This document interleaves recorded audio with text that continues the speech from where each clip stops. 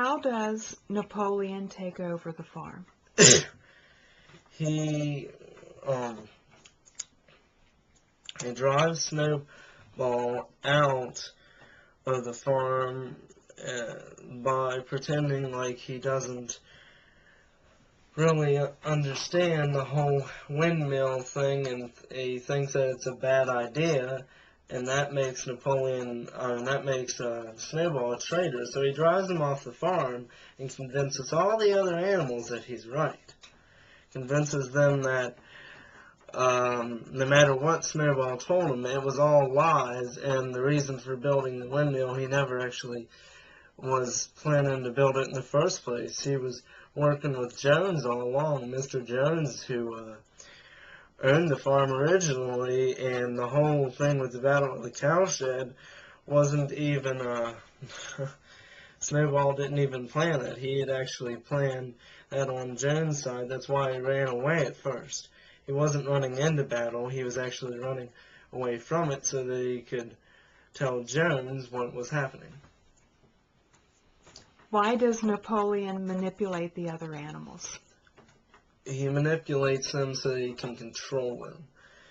So that he can turn them from Snowball's will, and he'd have absolute control of the farm. And that no animal would contradict him. No one would ever judge his authority. Why does Napoleon ask for the windmill to be built when he banished Snowball from the farm in the first place? Because he planned on it being built all along, and he even told the other animals how Snowball had not actually planned to build the windmill at all, but it was all a trick to get them under Jones's wing, although he doesn't really implicate how all that is to be set out. He doesn't really say, oh, well, this is how all this is going to be set out. And so he tells the other animals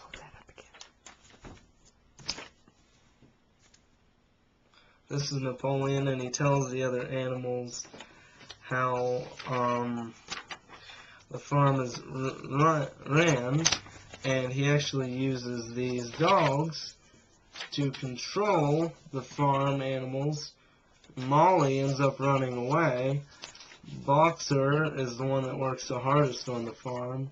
And the cows, they're kind of lazy. The sheep are the ones that are like Napoleon's quieters. If anyone speaks out against Napoleon, these guys go off and like, 2 legs bad, 4 legs good, 2 legs bad, 4 legs good, because it's the part of the whole rebellion against humans, and they're,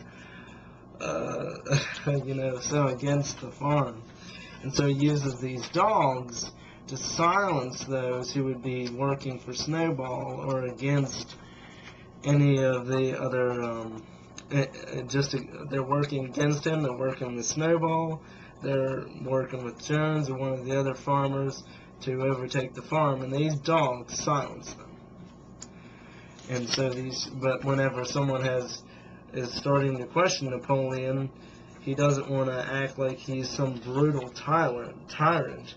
So he decides, well, I'll have these sheep just say 2 legs bad, 4 legs good, and chant that so that that'll quiet everyone up, and I don't have to go around acting like some mad tyrant.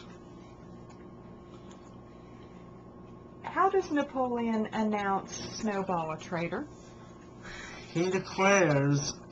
Napoleon declares that Snowball had been working with Jones all along, and that he had never really planned to build the windmill in the first place, and that he was just trying to get the animals to not rebel, to not do as old Major had told them in his various speeches, that he had been setting and planning against them all the time, with the raven backing his side, and he even hushed the raven up by telling people that, her stories of Sugar Candy Mountain weren't true, that Sugar Candy Mountain did not exist, and that the Raven was just a puppet of Jones's. Although the Raven continued to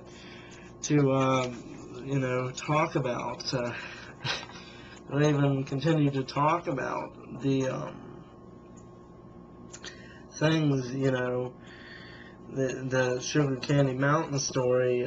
For some reason, Napoleon never kicked her off the farm, and he still gave her reasonable rations of food. He never lessened the rations or kicked her off the farm. I guess he thought her telling her stories was a way of reminding the animals that Snowball was wrong, that his ideas were the same as the Raven's, and that he was truly a traitor, one that would never come back, such as he tore down the windmill. Everything that Snowball did was blamed by the other animals because they thought him a traitor.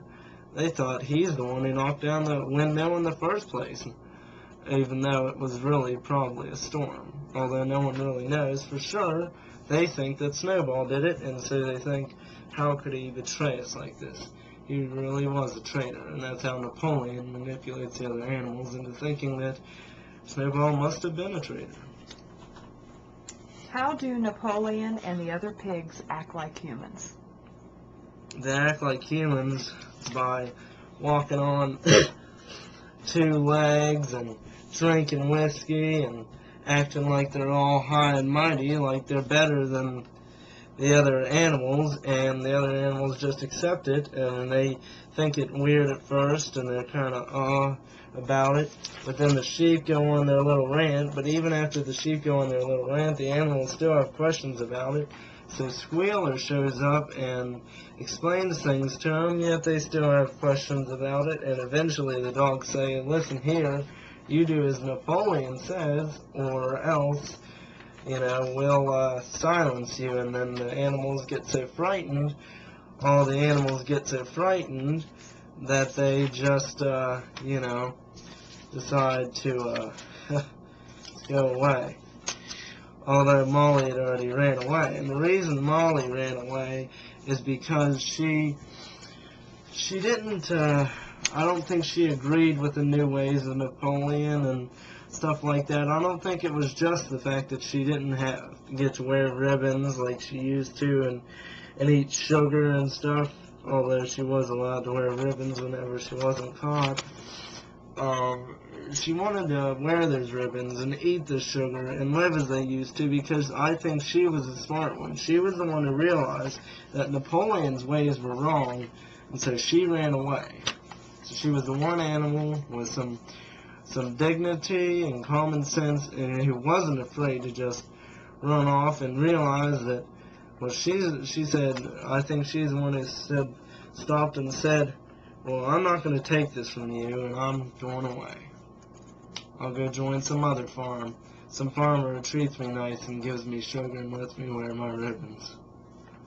But all the other animals agree, even though it's bad with Napoleon, that it was never quite as bad as it was in Jones' day, and that's why they stay loyal to Napoleon.